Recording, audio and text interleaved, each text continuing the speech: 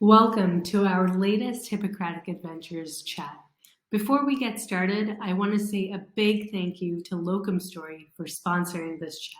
Locumstory.com is an educational online resource about all things locum tenens.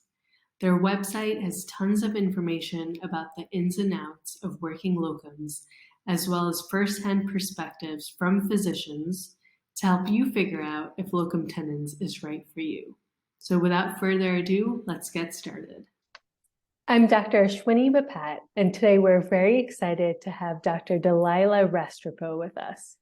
Dr. Dalilah Restrepo is a board-certified infectious disease specialist currently practicing in New Zealand, where she is on the hospital task force involved in their successful COVID-19 pandemic response. She also cares for patients on the general infectious disease, internal medicine, and sexual health departments. She is the owner and director of her own medical consulting service.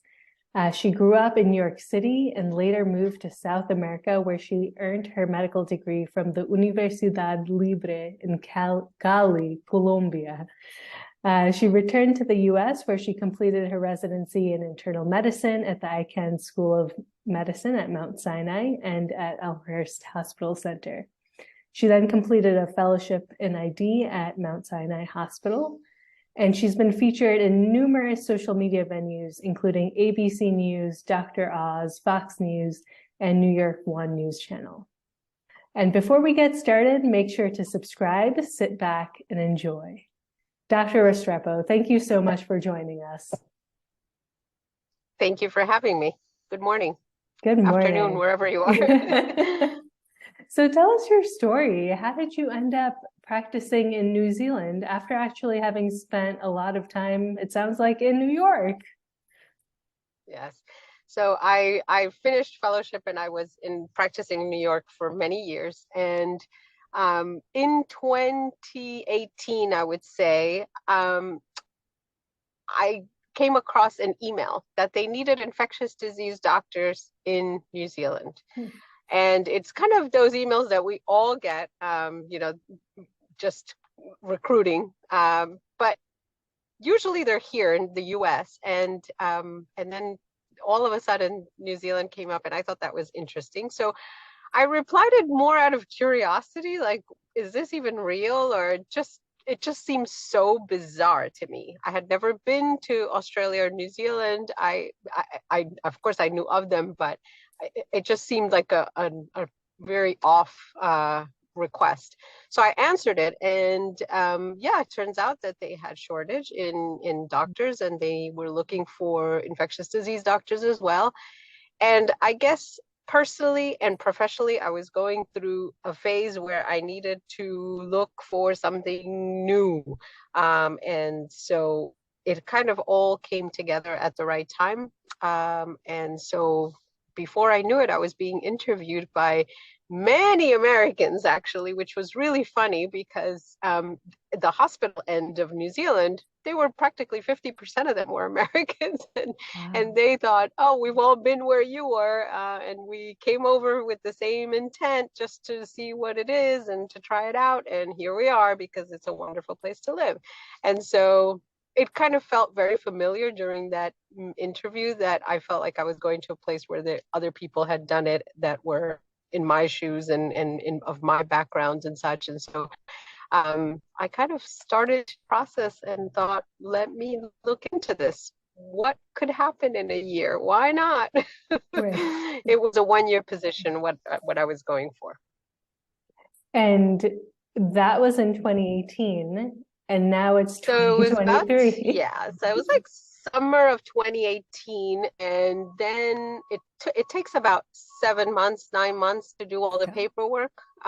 So just kind of started to do it with really no expectation, just to see. And then by March of 2019, everything came together and I was ready to leave. And it was an 11 and a half month job. And so I left in March 2019 for that amount of time. I kind of tucked everything in New York. I said, I'll be back in a year.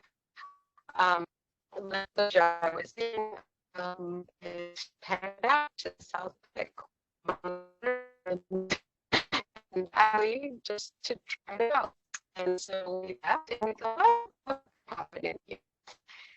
Then I was ready to finish my year, my commitment, and that's when COVID hit, and basically the borders were shut in New Zealand. Everything was, COVID came, obviously, March of 2020, and I was asked by the hospital, please don't go, can you stay? You're our only infectious disease doctor here. And so I felt a complete obligation, really, like from the bottom of my heart, to help this community that had been with me for a year and had been so gracious and generous with me. And I said, absolutely, I will stay. So I stayed. So that's kind of how I ended up there, longer than anticipated. Got it. And now you've actually continued to stay there. So what was that decision point? So yeah, so I've been there now 3 and I don't know how long. I guess it's approaching the 4th year.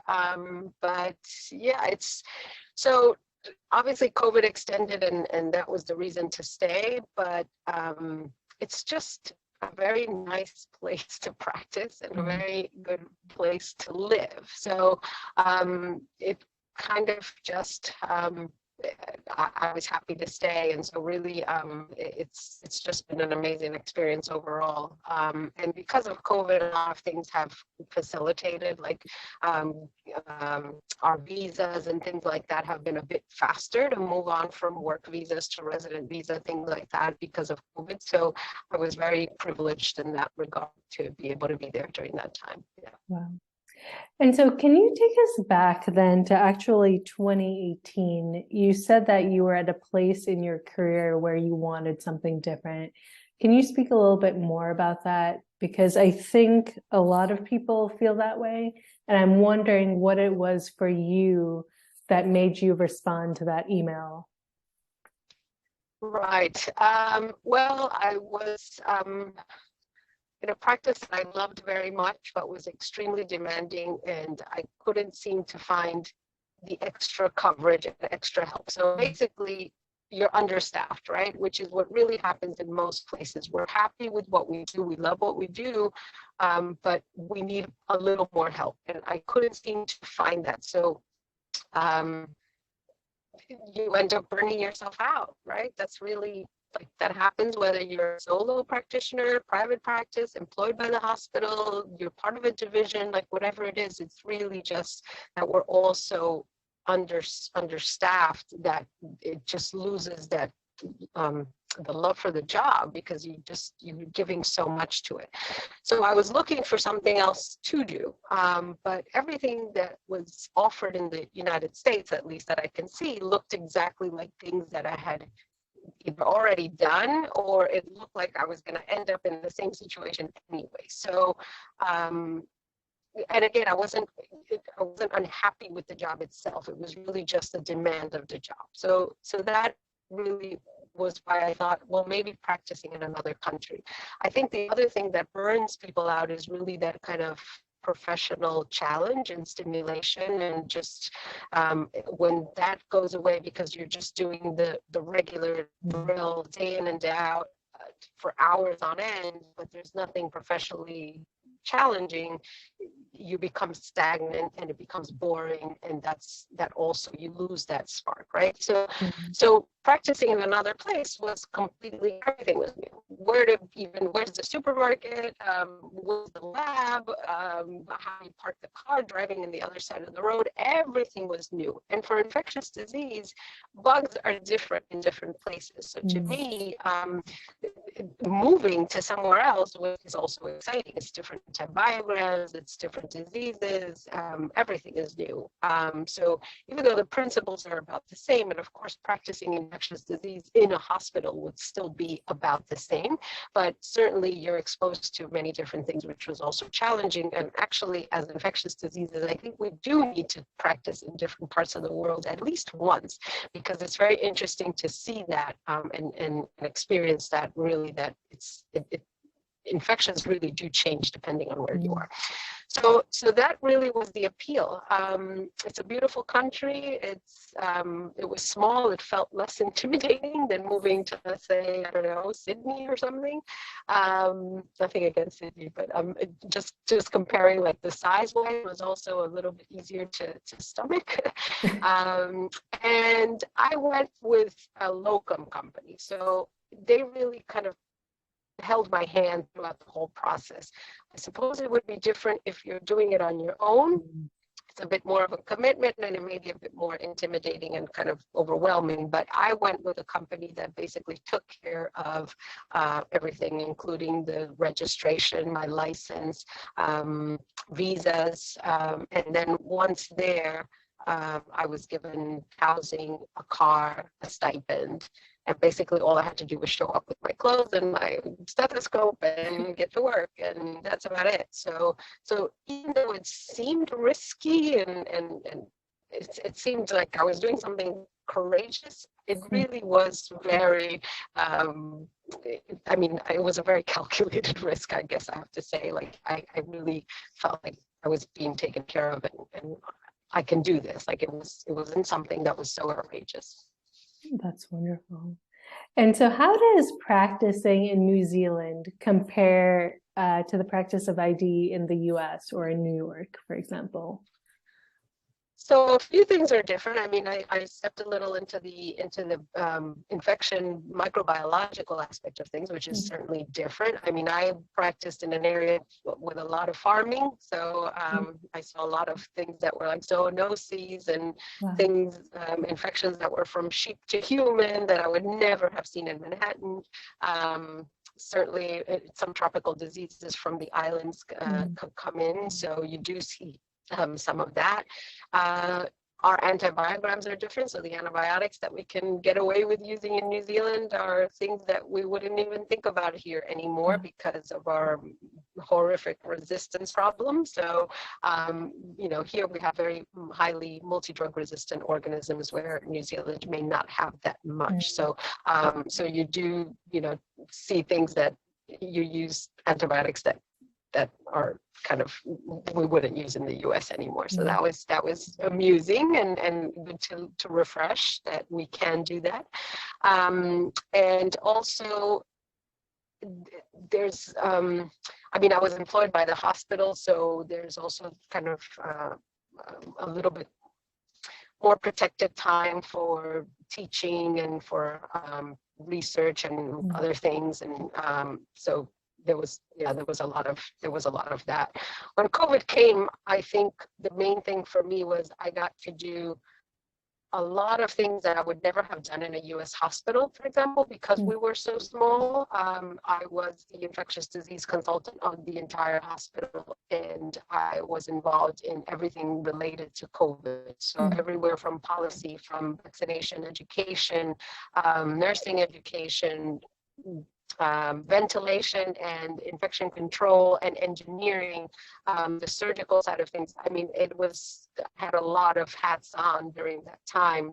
And I don't think I would have done that much in a US hospital where there were many more infectious disease doctors and maybe others with expertise that would have filled that role. But because I was the only person there, I really had my finger on everything. And so that was really important professionally, I feel.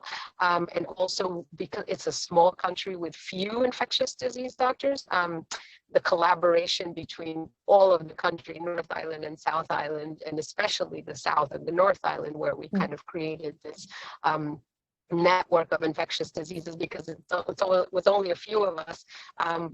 We handled a big area, geographic area. So all of that cross-pollination and all of that networking was really, I would say, beautiful and really useful during that time. So it was just kind of a lot and professionally challenging, but it was very gratifying. It sounds like during COVID, you actually stepped into a slightly different role than you would have in the US or that you had previously. So it was this really awesome opportunity for you to grow, to kind of lead the response to COVID. Right. at your particular hospital. And so I guess my other question is, in New Zealand, are specialists only limited to the few like large cities? Or, for example, in your hospital as an infectious disease doctor, do you also practice as a general internist, or you know what I mean? Yes, that is one of the issues for me. I mean, I had been an infectious disease doctor in the US for almost 20 years when I left, and I would never do I would never do anything else here. But there, my first title was general practitioner / infectious disease. So I did do internal medicine in addition. So for example, like our weekend calls, it would not be expected that ID was available, but as an internist, I would be available. So I did part of the roster as internal medicine. So yes, you do see again MIs and asthma and strokes and also diabetes and all sorts of things that maybe in the US you wouldn't. So the best model that I see that would translate is a hospitalist, really. Like that's really what they need in the hospital, is kind of a hospitalist. And I initially was doing more internal medicine, which was challenging for me again, because I wasn't, again, I hadn't done a lot of that here, even though I'm board certified internist, but you tend to do more your specialty in the US. So that was a bit different. But when COVID came, obviously, infectious disease took precedent because they needed so much of me in every other aspect. And like I said, it was more everything: infection control, policy, education, everything, that I swayed away from the internal medicine at that point. But initially, yes, and it works best if you can do both. Then New Zealand is a way easier place to navigate, because specialties alone are really limited to the big cities and the big centers. And so then did you have to refresh on your internal medicine prior to? Oh, yes. Oh, yes. It's a big joke in the hospital. Yes. Yeah. I can imagine, because similarly, I haven't practiced internal medicine in probably 7 years. And I would say that the thought of going back to internal medicine, I would have to brush up big time, because things have changed just in 7 years. Of course. So you also practice supervised for the first year, and they actually warned me, it might affect like your ego or whatnot, but you have to practice supervised. And I thought, it doesn't matter to me because I'm coming to a brand new country I know nothing about, and it's probably a good idea.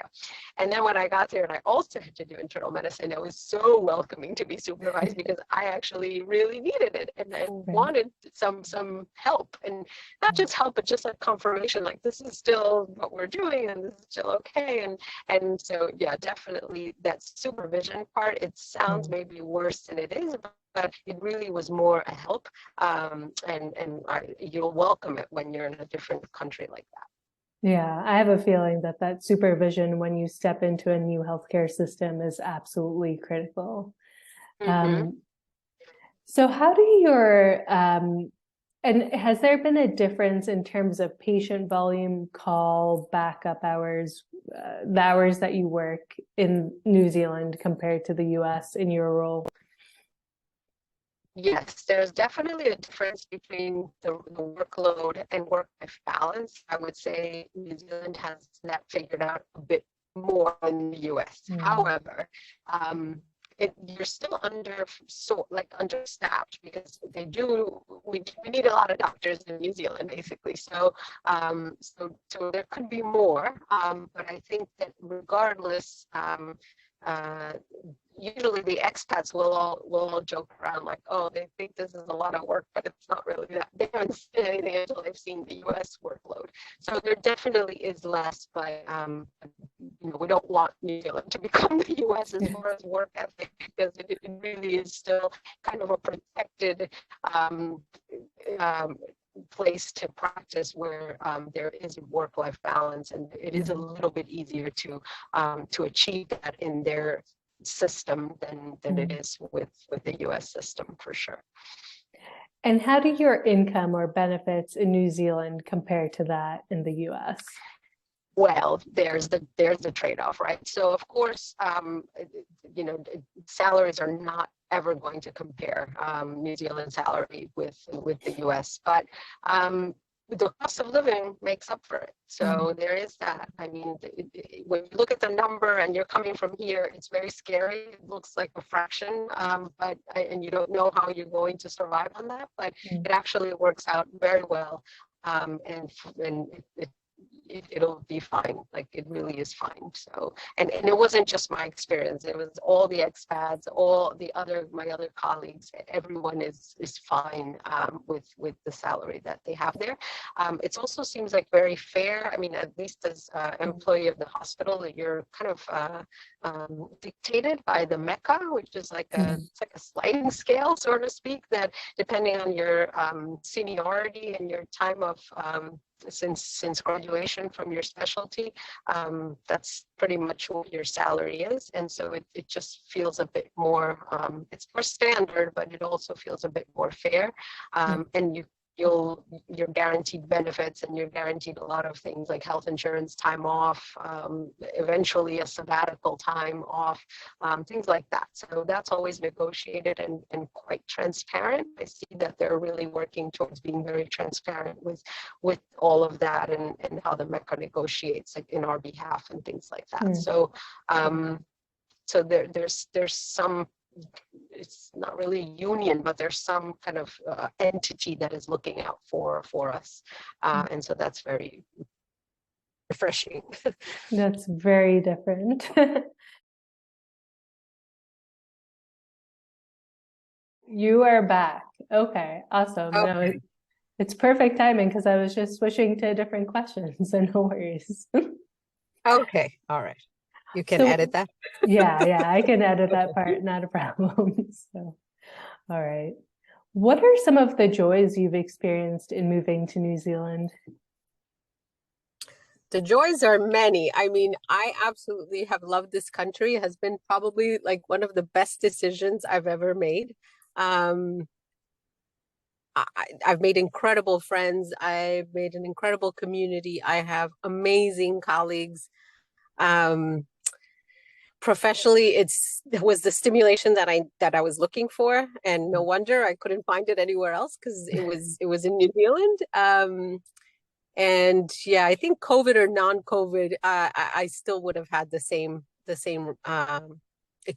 reaction and the same just beautiful memory and everything with New Zealand, because it's just been really great. The people are lovely, lovely, lovely. Kiwis are the best. So it's a very easy place to make friends and to feel welcome. That's fantastic. All right, so next we go on to the rapid fire set of questions, some really quick questions that are meant to be answered kind of off the top of your head. It'll be fun. All right, so what's a really fun thing you've done, or a cool place you've visited while in New Zealand? Oh, that's a lot. I would say the entire South Island. Some of the coolest places, I've stayed in like geodomes that are all made out of glass. So at night, and remote. So at night, you're just covered in a blanket of the Milky Way over you, and you can just stare at that when you're in bed. It's unbelievable. That's stunning. And hiking. I became an avid hiker while in New Zealand. That's for sure. I always liked it, but never like New Zealand walks and the tracks that New Zealand has to offer. And we also call it tramping now. So tramping. I became a tramper. So that's different. Yeah, very cool. And what's a piece of advice you'd give to someone who's on the fence about moving to New Zealand?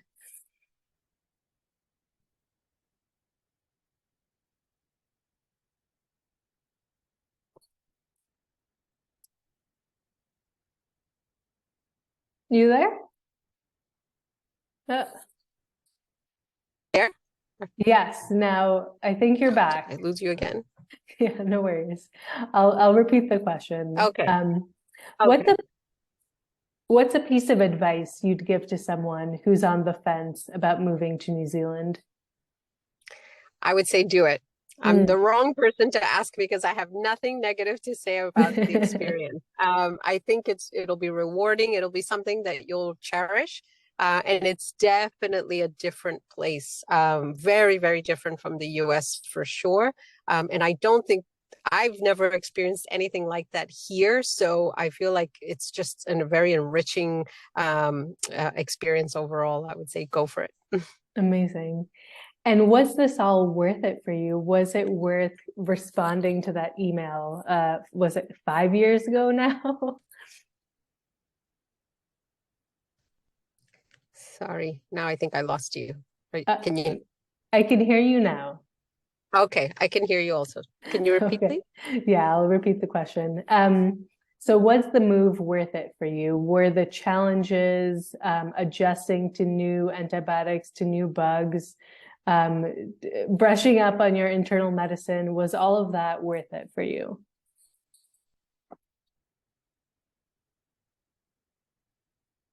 Losing you. Can you hear me? Yes, now I can hear you. Okay. Okay, I'll ask the question again. No worries. Sorry. Yeah. No. All right. What was the move worth it for you? Moving to New Zealand, brushing up on internal medicine, learning about new bugs and new antibiotics. Was all of that worth it? I would do it all over again in the same exact way, Wow.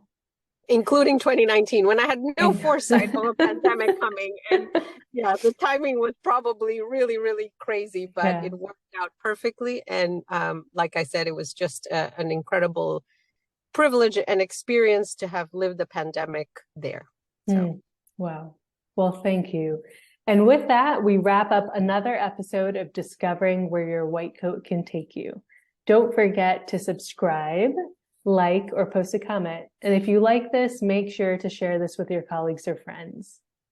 Now, we want to hear from you.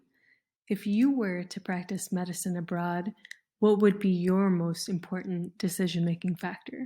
Would it be about location, ease of getting set up, length of commitment, or something else? Let us know in the comments below. And of course, don't forget to become a Hippocratic Adventures Insider. Sign up for our newsletter and be in the know about everything related to practicing medicine abroad. Sign up at hippocraticadventures.com/subscribe.